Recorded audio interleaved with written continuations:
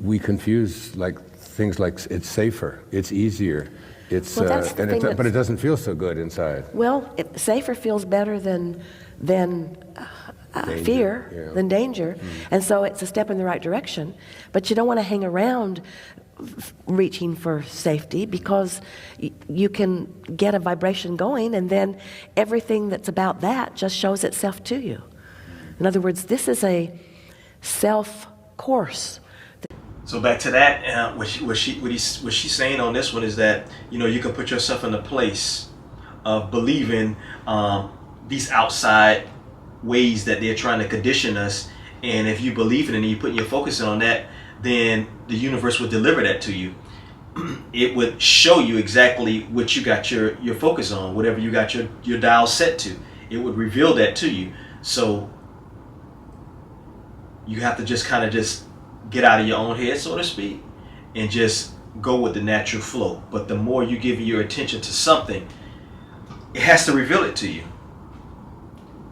The law of attraction is going to reveal that to you. It's going to just basically just give you whatever that you're putting out. It's going to give you whatever frequency that you're broadcasting.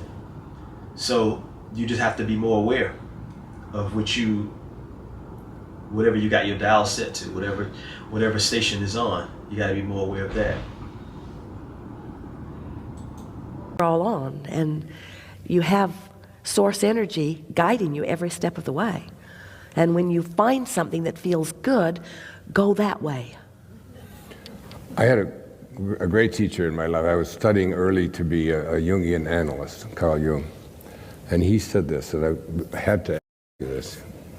He said, at the same moment.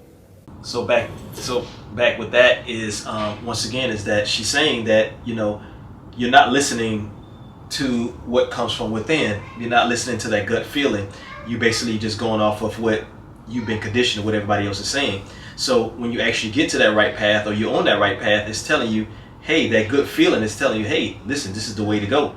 This is the path, this is the right path. So if you're not really aware of what's going on, or you're not aware of that gut feeling, because that is a manifestation of itself. So if you're not aware of that, and you just continue just to kind of ignore that, then you're not going to get to where you want when you want it. You know, you just kind of, so to speak, you're just going with the way everybody else is telling you. But you have this guided system that comes from within, and it's showing you that this is the right way to go. This is the actual, maybe the person that you need to speak to. So yeah, these are the ways that your source is trying to get your attention. Follow your gut. You're a protagonist in your own life, and you're making choices. At the very same moment, you're also the spear carrier or the extra in a much larger drama. He said all of you are doomed to make choices. And it sounds like such a contrast. It's such it's like that's not a possibility. If you're doomed, how could you be making choices? But within our physical bodies, we're doomed. I mean, Esther showed up in a female body of a certain height and certain color hair and certain things, and I showed up in a 6'1" male body, and its hair's falling out and growing in its ears and all of the crazy things that are happening to it, and I'm just watching it. And so I know that within but I also have choices to make about this body. I can feed it well, I can exercise it, I can, do so many things so I'm making choices within sort of a doomed state. But what about the other part of us, the spiritual side of us, Well, we can see how someone who is trying to explain to someone who's not in this moment on the high-flying disc. Right. In other words, if someone's having a really hard time, we understand why someone would use words like doomed. Right. Doomed, he didn't mean it in a, Meaning unwanted choices, right. meaning that there are unwanted choices. But what we have noticed is that as you have the longer and longer opportunity to sift through the details of your life, and personal preferences are born within you, that you become clearer and clearer about who you are and what you want.